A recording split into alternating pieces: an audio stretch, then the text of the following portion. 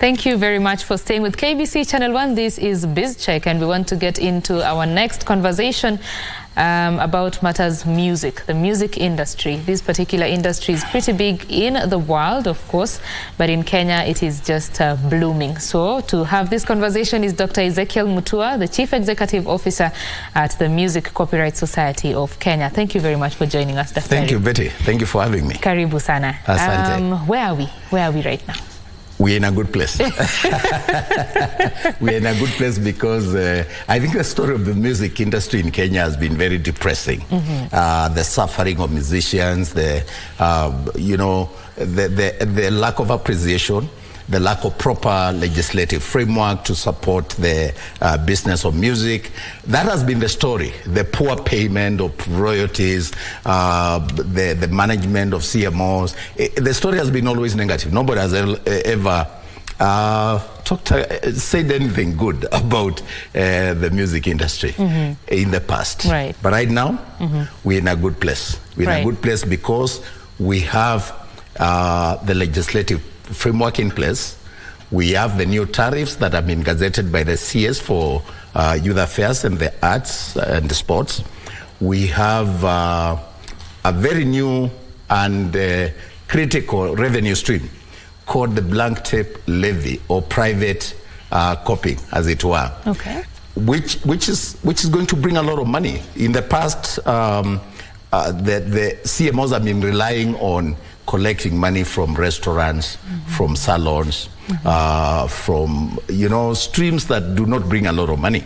And with the economy since COVID-19, with the businesses being affected, a lot of them were not able to pay as they should. And then we didn't have the new tariffs. Now we are identifying new streams that can bring a lot of money, because you can't enrich musicians and resolve their issues through monies from Kinyozi and those small revenue streams. Okay. You need to look at technology. The future lies with the IT.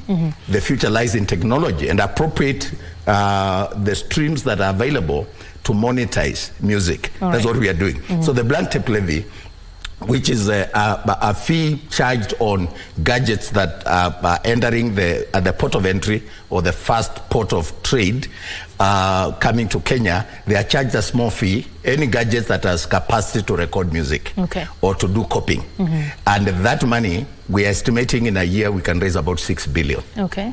All right. On average, we have been raising about 200 million per year. If you divide by the 3 CMOs, for example, MCSK is the biggest, gets 54%. If you get 54% of 200 million, it is 108 million per year. Divide by 12, it's about 9 million. Nothing to write home about.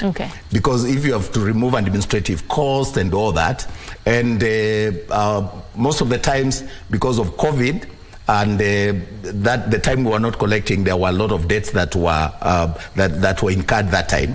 So if you look at it and you're paying debts, you're paying KRA, some arrears that were not paid in the right time, you end up with about 4-5 million, really, which is only enough for administrative costs. Right. But right now, if you're talking about 600 billion, even if we were to raise 2 billion, I don't know what percentage from 200 million that is, but I can tell you it resolves the problem of musicians almost instantly. Right. Why?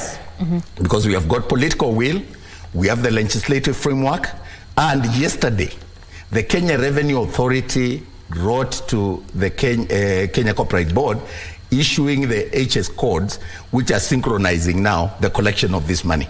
We have been going through training at Safari Park. The key people are going to be operationalizing this system with the Ken Trade to ensure that they know how it will work.